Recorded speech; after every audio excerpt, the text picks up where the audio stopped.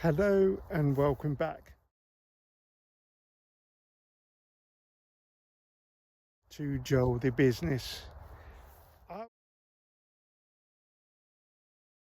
went up to London last week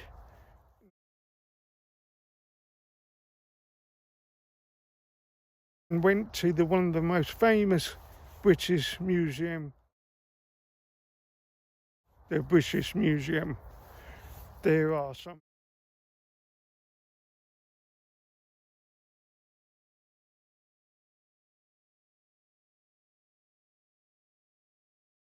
historical things. I know there's a lot of talk about the Elgin marbles, the diplomatic row between Greek and us government sort of thing. And I'm like, after looking at it, and I'm like, yeah, amazing, absolutely amazing.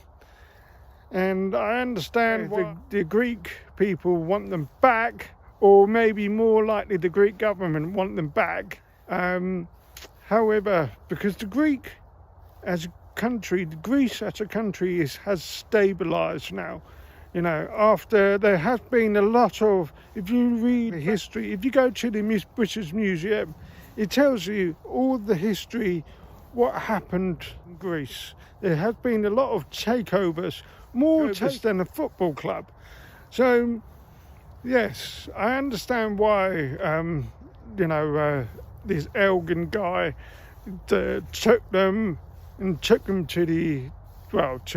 the UK, because we are very careful, we are delicate as a charity, a trust, like the National Trust, your Heritage Trust, and any other kind of charity, that we really take our time and study them carefully and try to understand where the history, where do they come from. Like you probably see on the pictures that about the mythical creatures, how do they find out these stories, and it's incredible.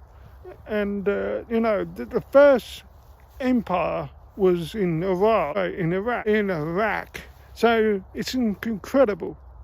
So like you got the Assyrian Empire, the very, very first empire. A lot of people do forget about that. I may be facts checked in a minute and all that, but I'm just saying it from my point of view. Incredible. It's incredible that the history of our past as humanity is incredible. So, yeah, museum are big business, absolute big business. I saw a lot of tourist groups, and I saw as a community, we all came together sort of thing. And it's incredible that, maybe half of the world has been to this place. And a lot of famous people in that reading room, I'll show you in the picture again, that you had Muhammad Gandhi, you had Gandhi, you had Beatrix Potter, and Karl Marx, and all those sort of people stood around in the table, conversation flowing, studying their books, getting inspiration. So what I'm saying, I'm coming to the point now that I know that we inspiration. I get inspired by going on my countryside walks, or I get inspired by someone's story, I get inspired by some sort of history. So when I went to the British Museum, I was inspired by the place, the history, and the whole thing there. That they built up this architectural roof, glass ceiling. It is amazing. So, yeah, there is a lot of historical things like the Egyptian, the Greeks, the Romans, a few other things. I'll put down the list there. So it is incredible.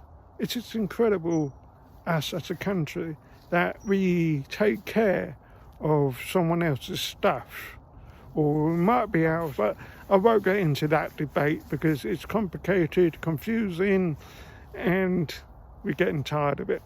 So what I'm saying is that when you go to another country and you don't see them preserving like we do, preserving their stones, their sculptures, their pottery, I'm not going to say a certain country, but I have seen a certain country doing it.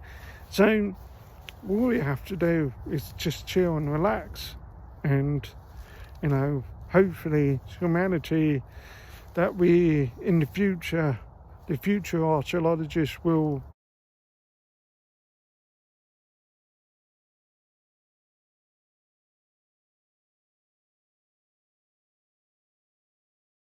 look after our stuff like the way we do in the past, sort of thing.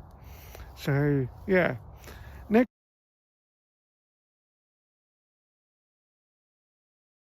week I'll take you somewhere a little bit more exciting. Let's do this.